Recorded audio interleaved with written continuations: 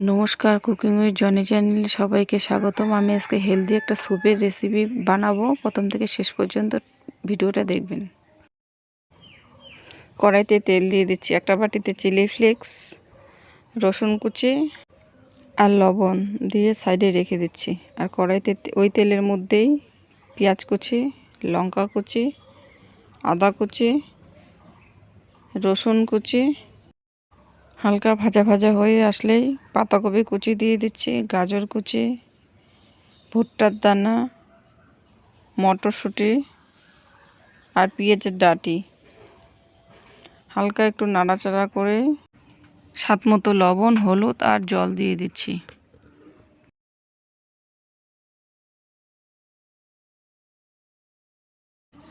এক চামচ পরিমাণ গমের আটা দিয়ে দিচ্ছি, দিয়ে মিশিয়ে নিয়ে 5 মিনিটের মতো ঢাকা দিয়ে সেদ্ধ করে নেব।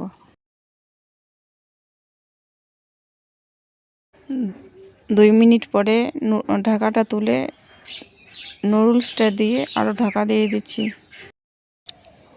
5 মিনিট পরে তুলে ধনেপাতা কুচি আর গরম মশলা দিয়ে নামিয়ে নিচ্ছি।